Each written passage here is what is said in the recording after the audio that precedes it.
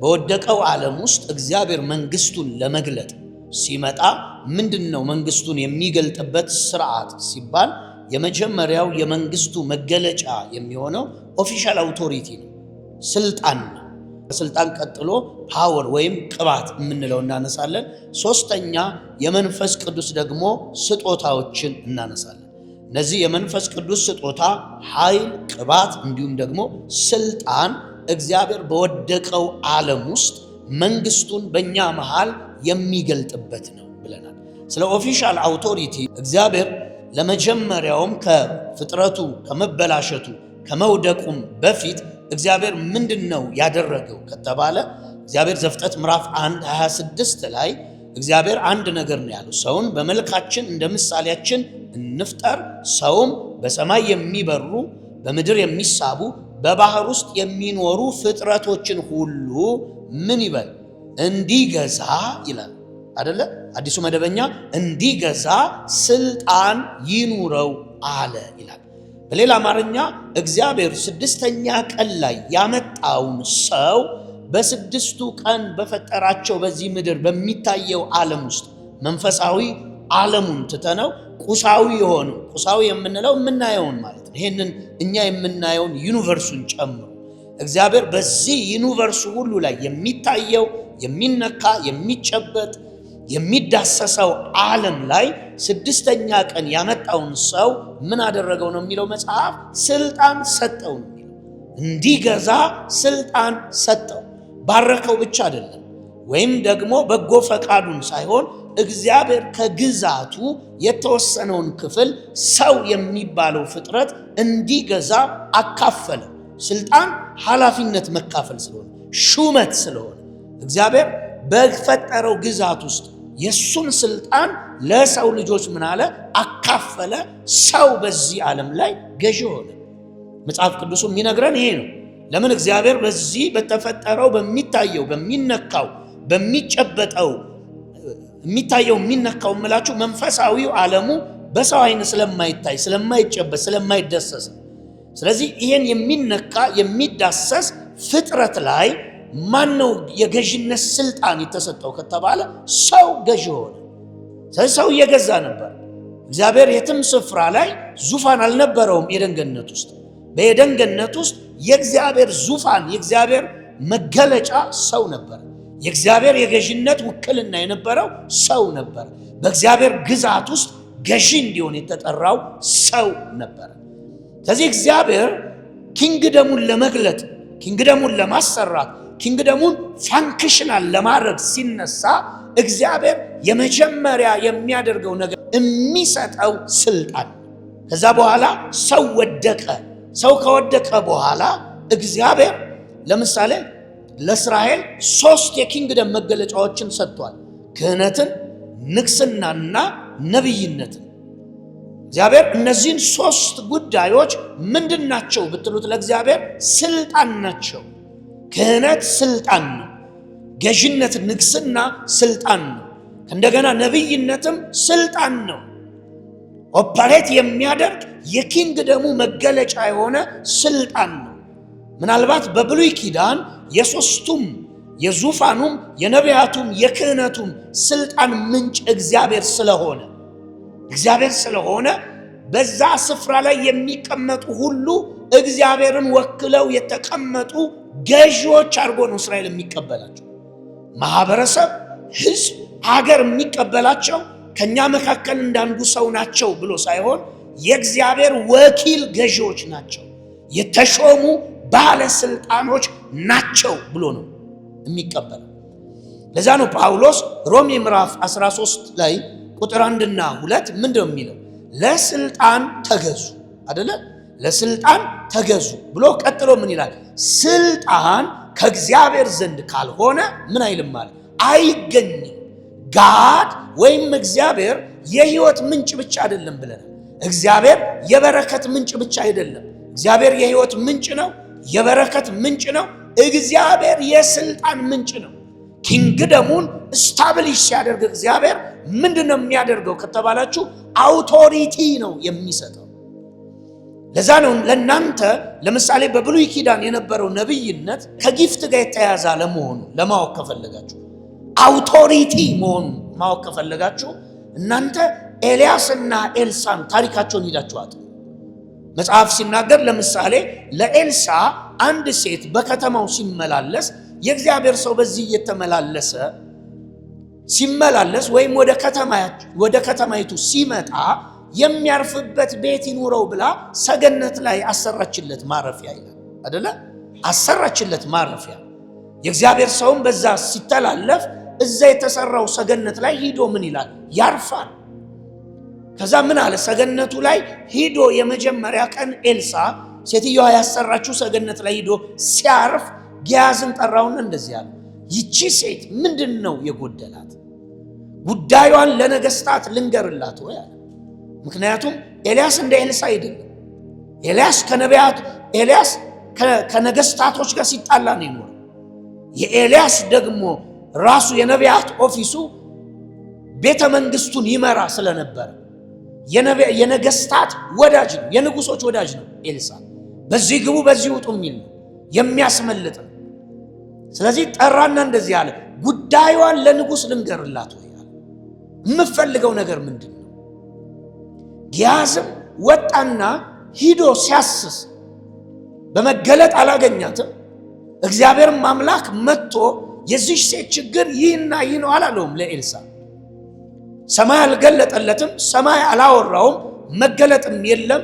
ስለዚህ ችግሯን ሲያስጠይቅ አይ በቤተሰቦቿ መካከል ተከባ የምትኖር ሴት ናት፣ ግን በማህበረሰብ ውስጥ ያገኘሁት መረጃ ብሎ ጊያዝ መጥቶ እንደዚህ ያለው ልጅ የላትም።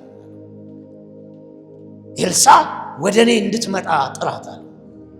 አስጠራትና እንዲህ አላት፣ እግዚአብሔር አልገለጠም፣ እግዚአብሔር አልተናገረኝም፣ ግን አንድ ነገር እልሻለሁ። ለእኔ በጎ አስበሽ በቤትሽ ስላሳረፍሽ እኔ ደግሞ የእግዚአብሔር ነብይ ነኝ ማለት የሆነ ስጦታ አለኝ ማለት አይደለም። የእግዚአብሔር ነብይ ነኝ ማለት የሰማዩን ኪንግደም የወከለ አውቶሪቲ አለኝ። ነብይነቱ ስልጣን ስለሆነ ጠራትና እንዲህ አላት፣ የዛሬ ዓመት ወንድ ልጅ ትወልጃለሽ አላት። ሴትዮዋም እንደዚህ አለች፣ የእግዚአብሔር ሰው ሆይ ምን እንዳትለኝ እንዳትዋሸኝ አለች። አይ ምንም ውሸት የለውም፣ አውቶሪቲ ነው። የዛሬ ዓመት ወንድ ልጅ ትወልጃለሽ አላት።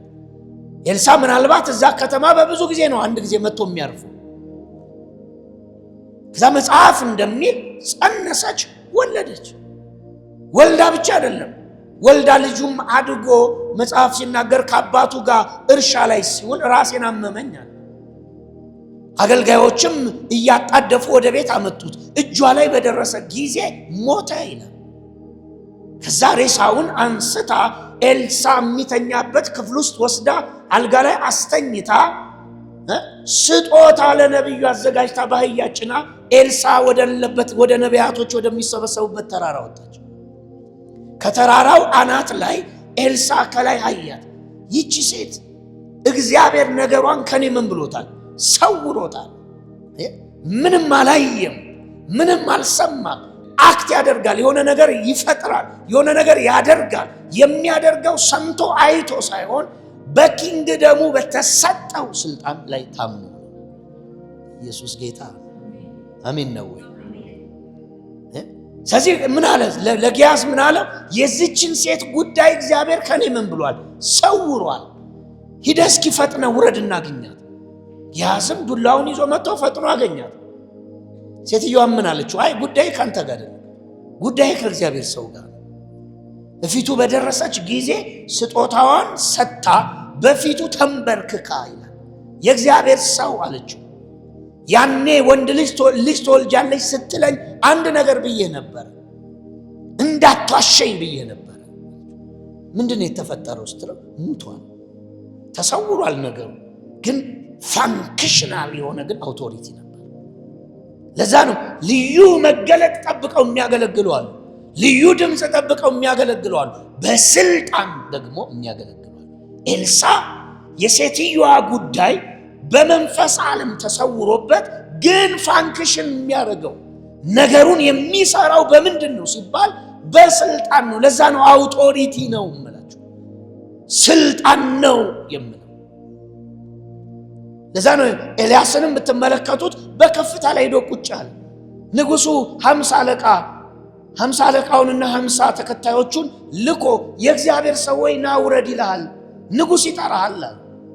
እግዚአብሔር እያወረደ እኮ አይደለም የሚያስበለው፣ ሕግ እግዚአብሔር ሌጋል አውቶሪቲ ሰጥቶታል።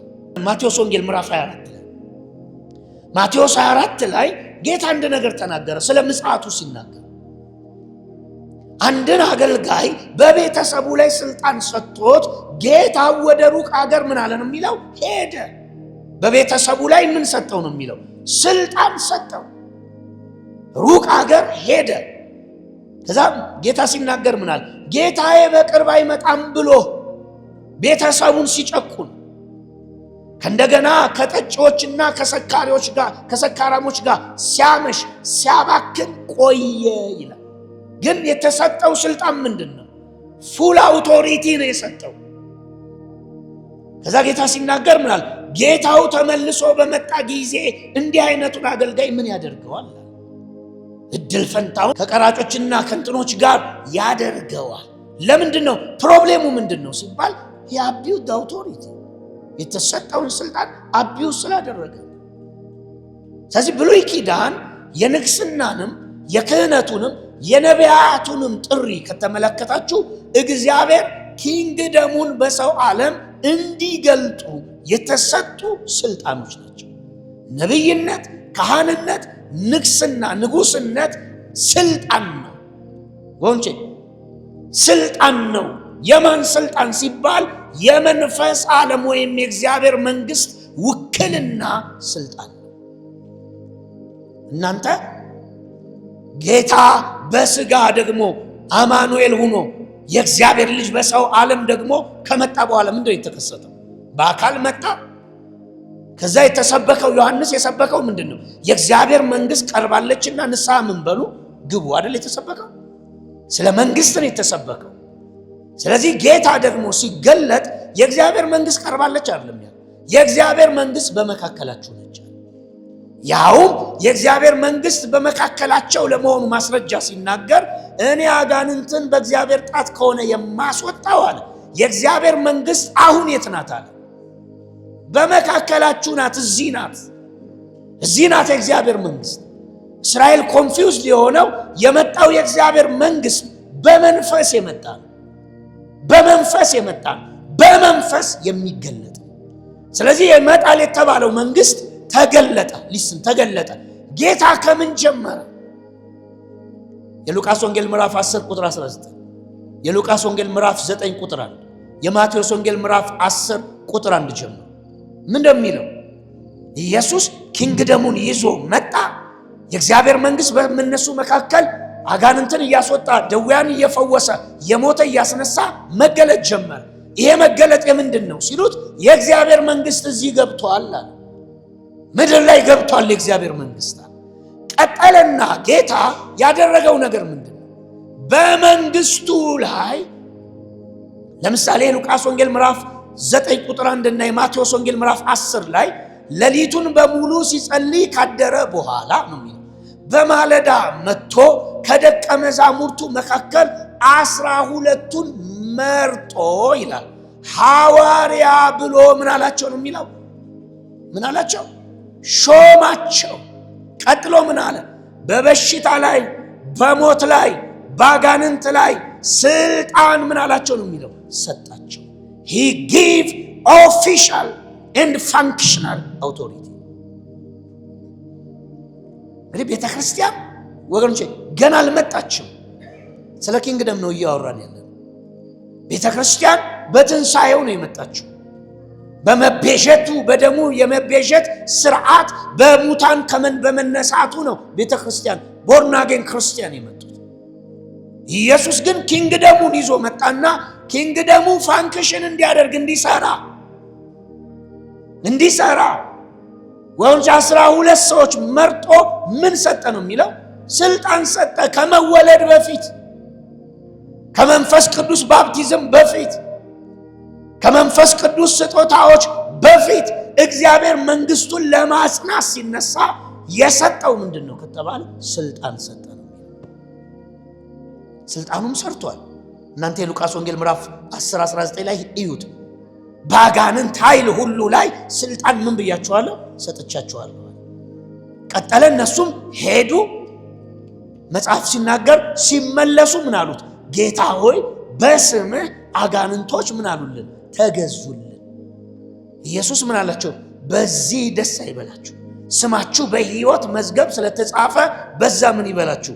ደስ ይበላችሁ። ግን ከቦርናጌን በፊት ከቸርችም በፊት ስሙኝ፣ ከመንፈስ ቅዱስም መጠመቅና ስጦታ በፊት ስልጣን ተሰጥቷል። ስልጣን ተሰጥቷል። ስለዚህ ጳውሎስ ሐዋርያነቱን ዲፋይን ሲያደርግ ምን አለ? ሁለተኛ ቆሮንቶስ ምዕራፍ 10 ምዕራፍ 13 ምዕራፍ 10 ቁጥር 8 ምዕራፍ 13 ቁጥር 10 ላይ ሐዋርያ ነኝ ሲል ምን አለ? ምዕራፍ 10 ቁጥር 8 ምን አለ? እግዚአብሔር ለኛ በሰጠው ስልጣን እመካለሁ። ምንድነው የሰጠኝ ነው የሚለው? ስልጣን ነው የሰጠኝ። የሆነ ያለው ሰማለው አይደለም፣ እዳስሳለሁ ብቻ አይደለም። በዚህ በኪንግደሙ ላይ እኔ ሹመት አለኝ፣ ስልጣን አለኝ። ለዛ ነው እኮ ገላትያ ምዕራፍ 1 ቁጥር 1 እና 2 ምን እንደሚለው በሰው ሳይሆን በሰው ፈቃድም ሳይሆን በቤተ ክርስቲያን ማለቱ ነው፣ በሌሎች ሳይሆን በእግዚአብሔር የተሾመ ሐዋርያ ይላል ራሱ። ሹመት ምንድነው? አውቶሪቲ ነው።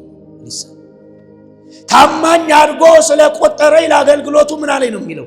ሾመኝ፣ አቅም ሰጠኝ፣ ስጦታ ሰጠኝ አይደለም የሚለው፣ ሾመኝ።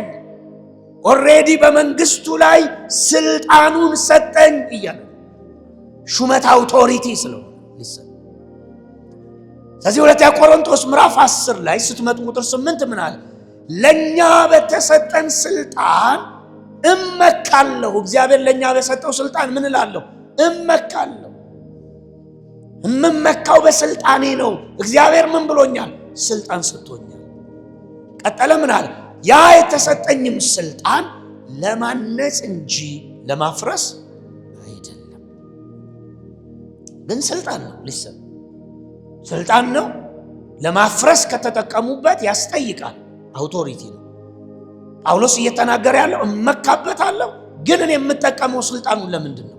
ቤተ ክርስቲያንን ለማነጽ። 13 ላይ ሁለተኛ ቆሮንቶስ 13 ላይ ምን አለ?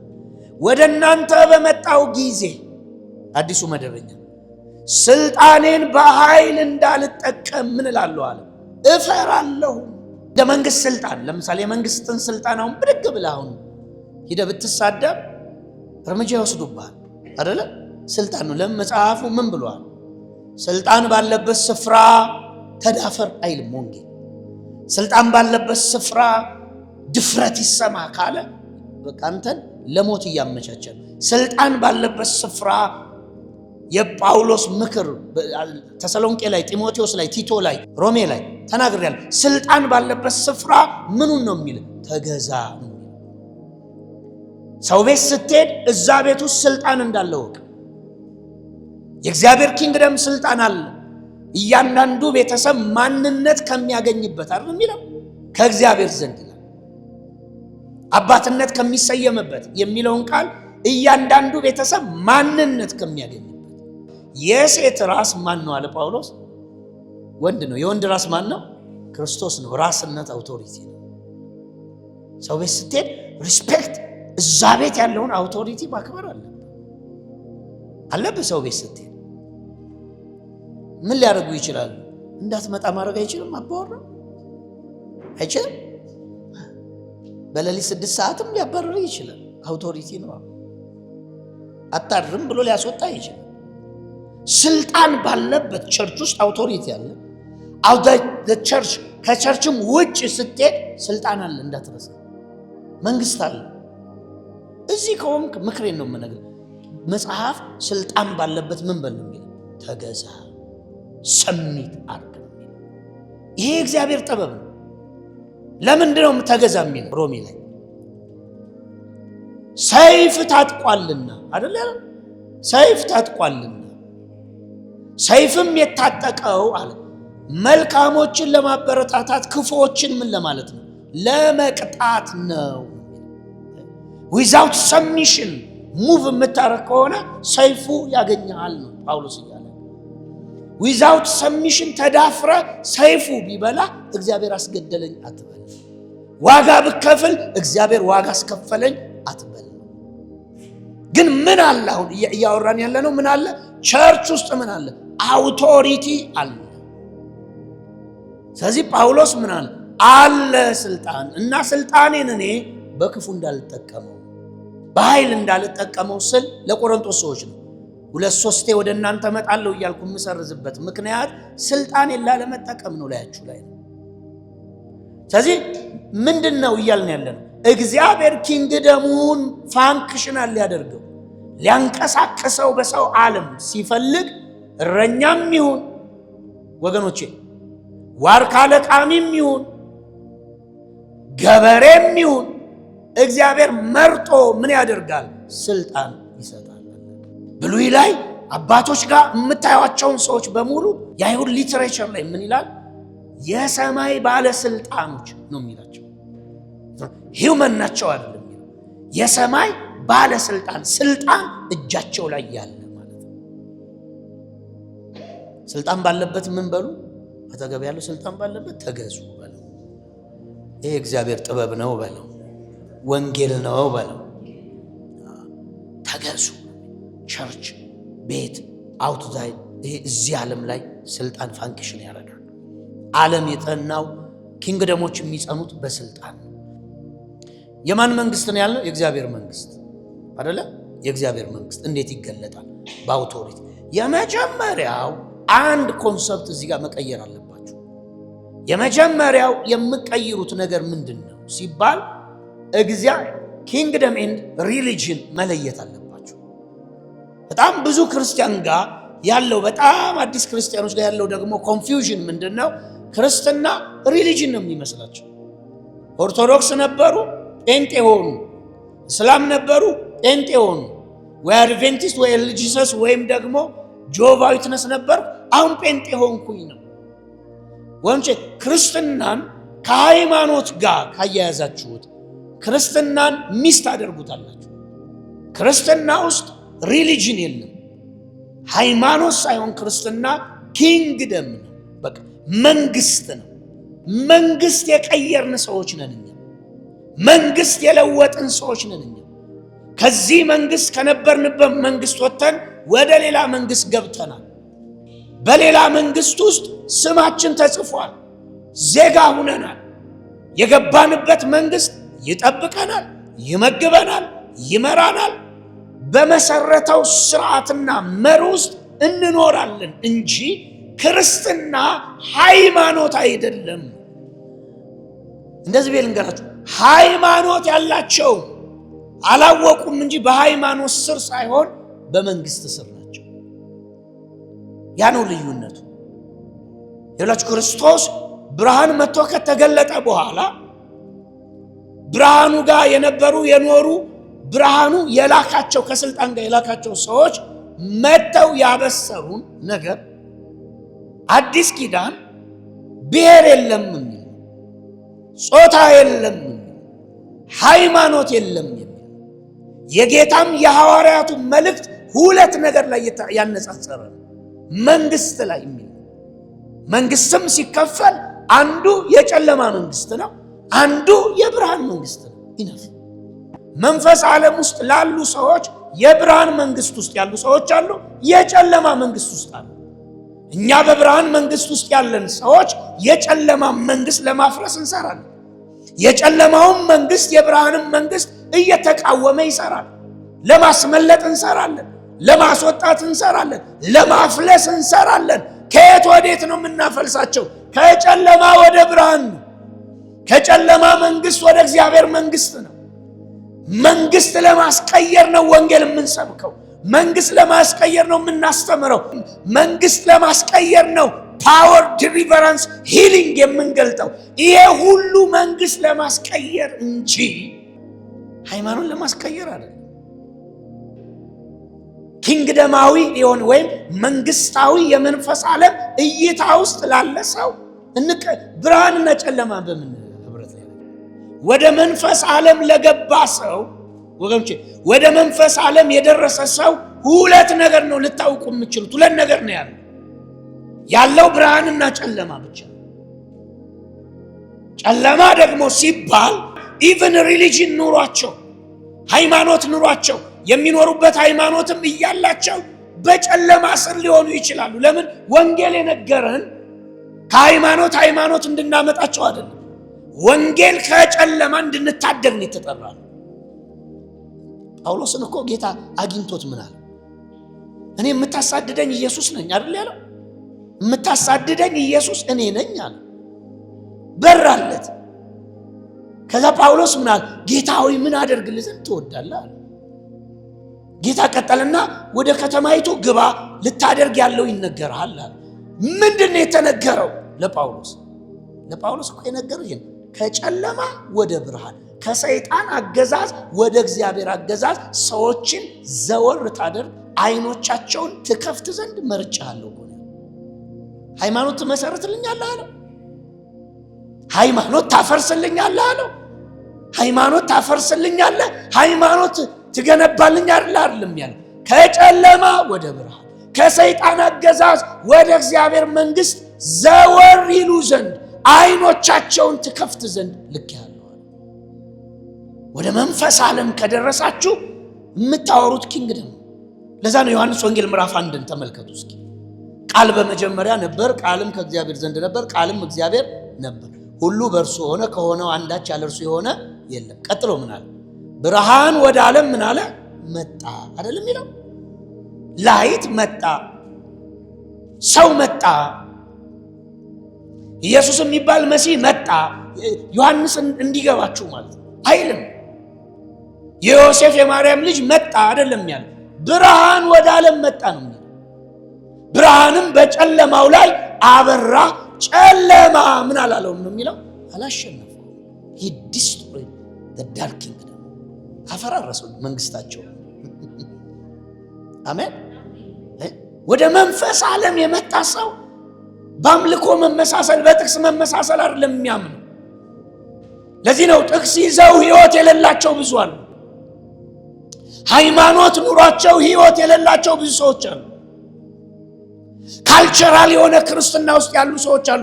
ስርዓቱን የያዘ ግን ቦርን አጌን ያልሆነ፣ እግዚአብሔር ጋር ህብረት የሌለው፣ ብርሃን ያልገባበት፣ መንፈሳዊውን ዓለም ያልቀመሰ የማይለማመድ ሂዝ ካልቸራል ክርስቲያን። መንግስት ነው የሚያውቀው እግዚአብሔር። የትኛው መንግስት ውስጥ ነህ? ሃይማኖት አለ ግን የትኛው መንግስት ውስጥ ነህ ነው። ጌታን አመልካለሁ፣ እግዚአብሔርን አውቃለሁ፣ የጥንት ነው የምናምን ነው የምትለውም ሰውዬ መልካም፣ ግን የትኛው መንግስቱ ነው? የብርሃን መንግስት ውስጥ ነው? በፍቅር ነው የምትመላለሰው? የመንፈስ መያዣ ውስጥ አለ? መንፈስ ቅዱስን ትለማመዳለህ? ቀብዱን በልተሃል? ለሚመጣው ዓለም ቀብድ አድርጎ መንፈስ ቅዱስን ምን አለ ነው የሚለው ኤፌሶን ላይ? ሰጠነ የተባለ ቀብዱ እጃችሁ ላይ አለ ወይ? ያለ መንፈስ ቅዱስ ድኛለሁ አይባልም። ያለ መንፈስ ቅዱስ ወገኖቼ እግዚአብሔር ተቀብሎኛል አይባልም። እግዚአብሔር ልክ ሲቀበላችሁ መንፈስ ቅዱስን ነው የሚሰጠው። እግዚአብሔር ደግሞ እንዲቀበል በክርስቶስ ብቻ መምጣት አለ። ቆላስይስ 1:13 ላይ በቅዱሳኑ ርስት ብርሃን ተካፋዮች ለመሆን ያበቃንን አብን እንድታመሰግኑ ነው። እሺ ቀጥሎ 13 እርሱ ከጨለማ አገዛዝ ታደገን፣ ወደሚወደው ወደ ልጁ መንግስትም አሻገረን። በእርሱም መዋጀትን በደሙ አግኝተናል፣ ይህም የኃጢአት ይቅርታ ነው። ምን አደረገ ነው የሚለው ጳውሎስ? እርሱ ከጨለማው ምን አገዛዝ ታደገን ነው የሚለው። ከሃይማኖት አይደለም፣ ከጨለማ አገዛዝ። ሐዋርያት ሥራ ምዕራፍ 10:38 ምን ይላል? የናዝሬቱ ኢየሱስን በመንፈስ ቅዱስና በኃይል ምን አለው? ቀባው። እርሱም ከጨለማ ስልጣን በታች የነበሩትን፣ አይሁዳዊ እኮ ናቸው፣ ግን ከየት ስልጣን? ከጨለማ ስልጣን። የተስፋ ልጆች ናቸው። ወገኖቼ አባቶች የነሱ ናቸው። 39ኙ ቅዱሳት መጽሐፍት የአይሁድ ነው፣ የኢትዮጵያ አይደለም። ክህነት የነሱ ነው፣ ሕግ የነሱ ነው፣ ታቦት የነሱ ነው፣ የኢትዮጵያ አይደለም። አባቶች የነሱ ናቸው። የእግዚአብሔር ቃል ባደራ የተሰጠው ለማን ነው አለ ጳውሎስ? ለነሱ ነው። ክህነት የነሱ ነው፣ ታቦት የነሱ ነው፣ መቅደስ የነሱ ነው። ምንም ግንኙነት የለንም እኛ ከነሱ ጋር። እግዚአብሔር በመገለጥ ይህን ሁሉ ነገር በተስፋ የሰጠውን ሕዝብ መጽሐፍ የሚናገረው በጨለማ አገዛዝ ስር ነበር። ለዚህ ነው ሃይማኖት አያድናችሁም ያሉት። አሁንም ጳውሎስ ከጨለማው አገዛዝ ታድጎ ወደሚወደው ወደ ልጁ መንግስት ምን አለ? አፈለሰ። ምን እያለ ነው ጳውሎስ ካልከኝ፣ እያለ ያለው ሃይማኖት ሰው ኑሮት በጨለማ ስር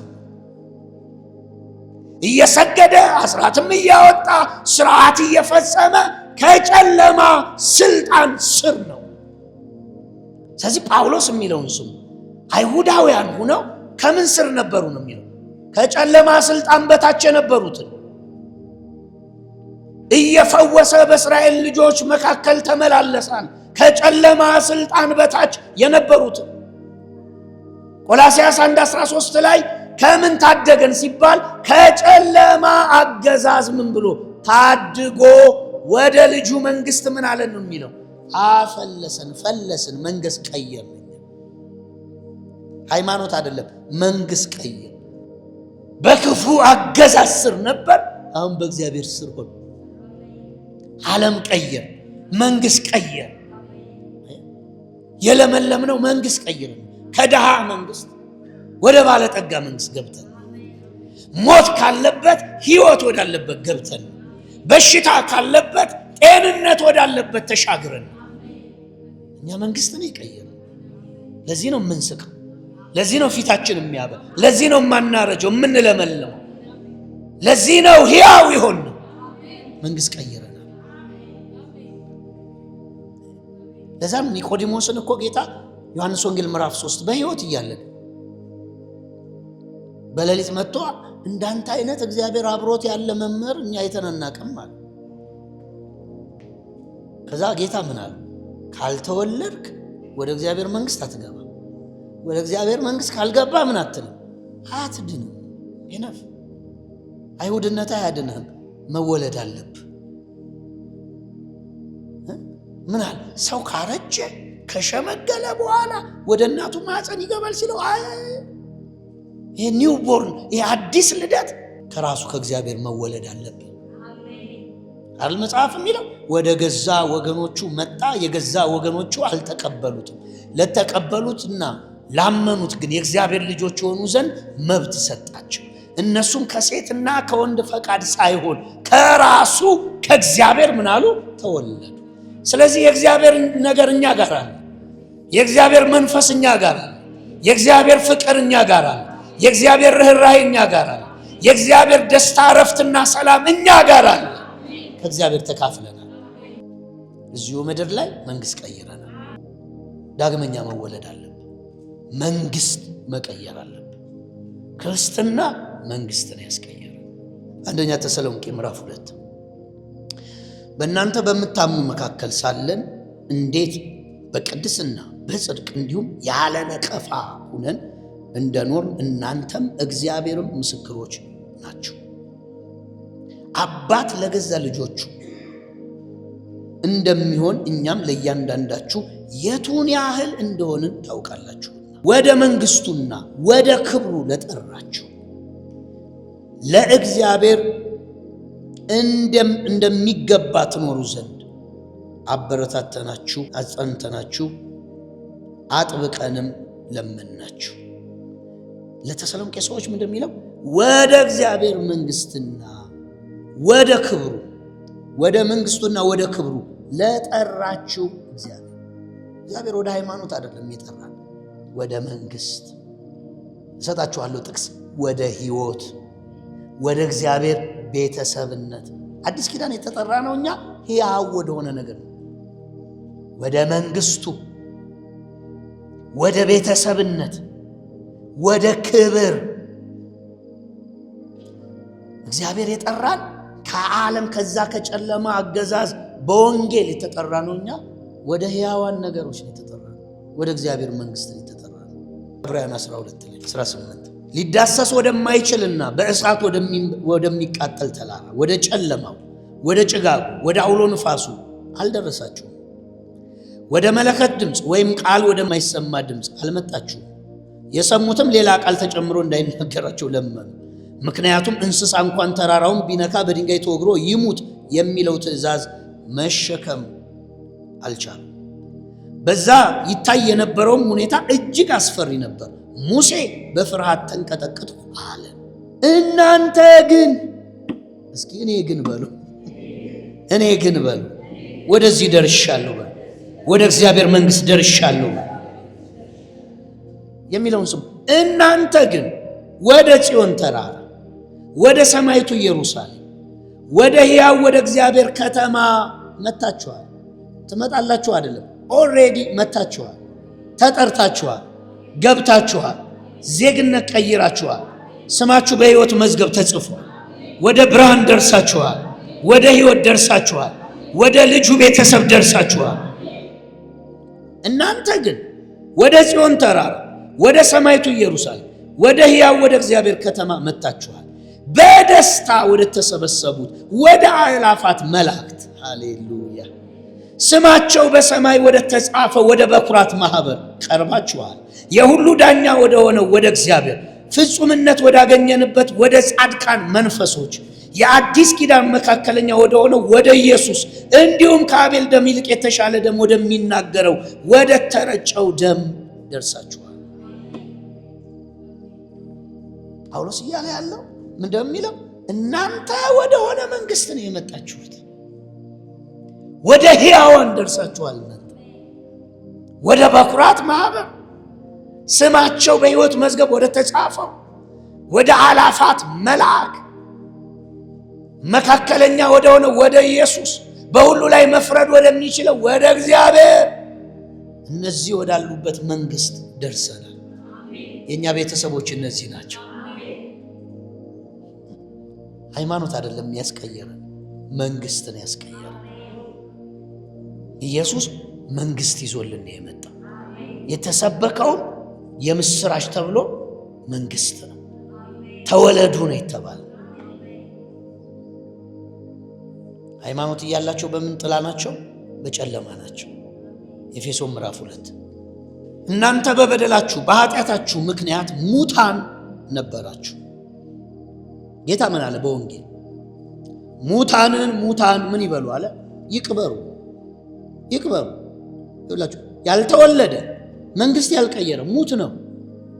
ፕሮፌሰር ቢሆን ነጋዴ ቢሆን ባለስልጣን ቢሆን ሙት ነው የሚለው መጽሐፍ። እኛ ነን ስለሚበላ ስለሚጠጣ ልጆቹን ትምህርት ቤት ስለሚያደርስ ጧት ቢሮ ከፍቶ ስለሚገባ ሕያው የመሰለ ሕያዋን አይደሉም። ወንጌልን አጥብቃችሁ መስራት አለባችሁ። ሕያዋን አይደሉም። ቤት ውስጥ ስለገቡ ሕያው አይደሉም። ትልቅ ቢሮ ከፍተው ስለሚገቡ ሕያው አይደሉም። ጳውሎስ ሙታን ነበራችሁ አለ።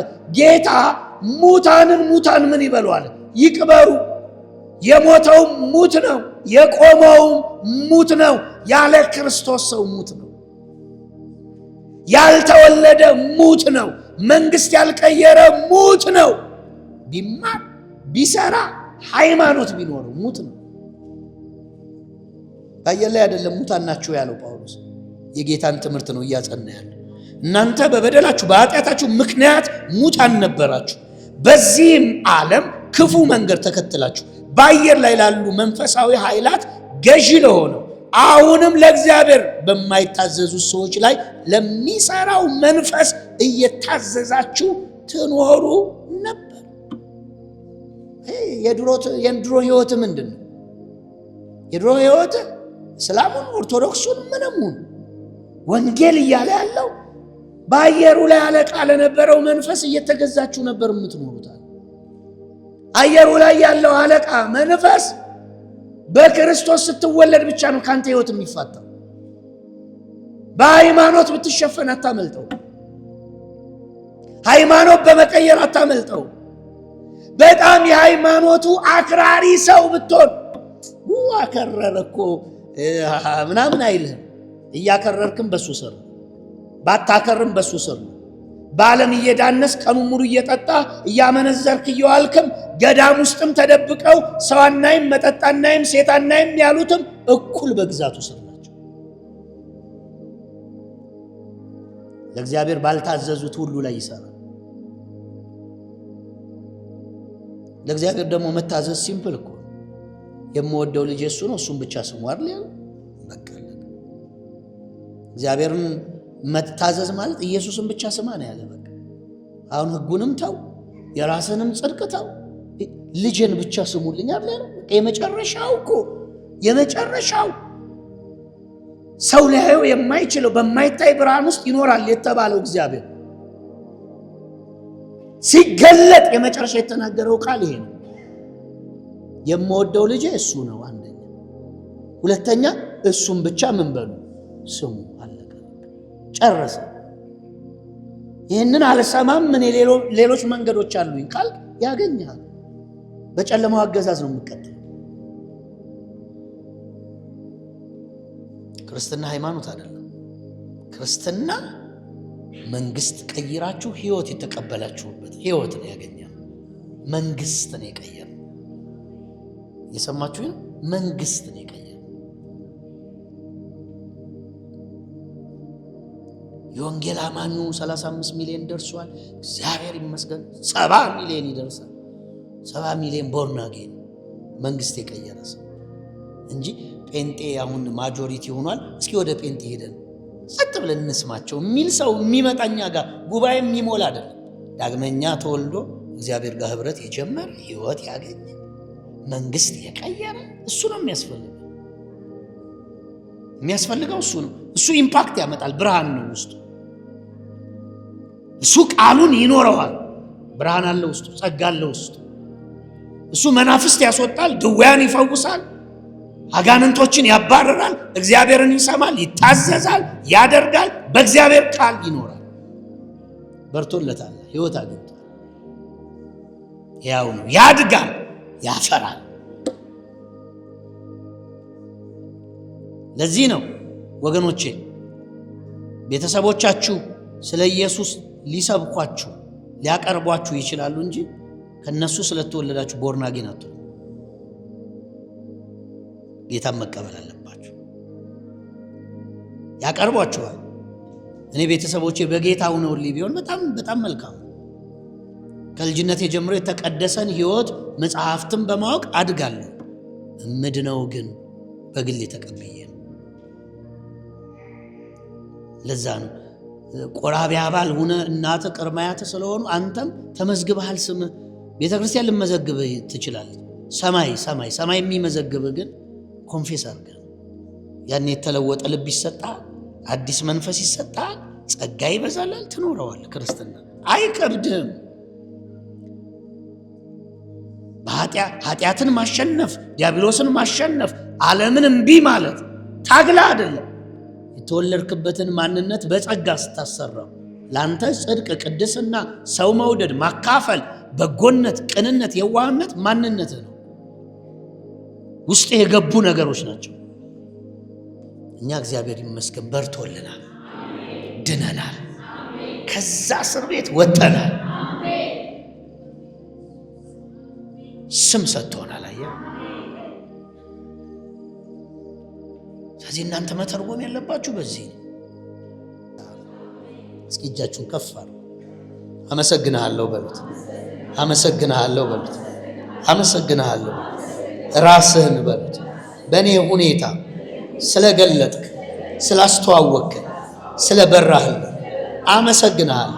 ስላዳንክ አመሰግንሃለሁ። ወደ ሕይወት ስለጠራህ፣ ወደ መንግሥት ስላስገባህ አመሰግንሃለሁ።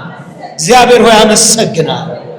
አመሰግንሃለሁ ስላስመለጥክ፣ ስሜን በሕይወት መዝገብ ስለጻፍክ፣ ለመንግሥት ስላበቃህ አመሰግንሃለሁ። አሜን። ኢየሱስ ጌታ። አሜን።